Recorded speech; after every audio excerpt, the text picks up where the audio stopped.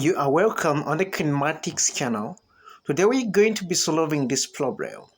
As I said one day, we shall be introduced to a new unit of mathematics where we shall find a lot of interesting problems, and such of them, this one is also inclusive. We are told to solve square root of 1. This is the first root where the radicand is 2. This is second root where the radicand 2 into the third root with the radicand 2. In other words, the radicand is the same throughout. It is just the index keeps on changing from 1, 2, 3, 4 up to infinity. So you may wonder what is the resultant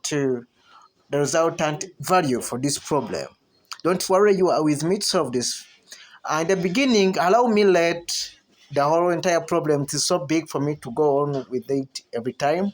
Let me let it to be t. And after letting it to be t, we can see, I'm going to go slow here. You can see when 2 is alone, 2 only shares this ventrum and only it just shares the index 1. So it can be written as 2 power 1 over 1. Still, now when you are at 2 shares 2 degrees, it shares this second and this first one. That's why it is 1 over 1 times 2. Similarly, when you are at 3, so in other words, the powers are going to be, for each term, if you try to consider term by term, powers shall be multiplied in this manner. I don't know whether you see some strange thing coming in, because I can tell you that this is 1 over 1 factorial, over 2 factorial, 3 factorial, and if you can see that, you can clap for yourself. And with this, we can now use the properties of indices where if they have the same bases, you add the powers. It's what I'm going to do in the next step. So I'm trying to add the powers. Of course, we shall having something of this type. Now, if you can look, I'm going to introduce a term which is 1 over 0 factorial. But as I introduce it, I have to subtract it because it is not part of our sequence.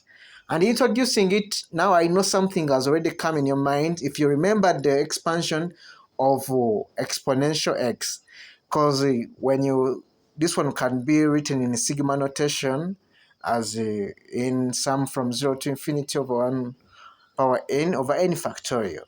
But remember something, exponential x can be written as the sum from n is equal to 0 to infinity of this. What do I mean by comparison? You can see that for sure when you compare with what we have here, just x here is a 1.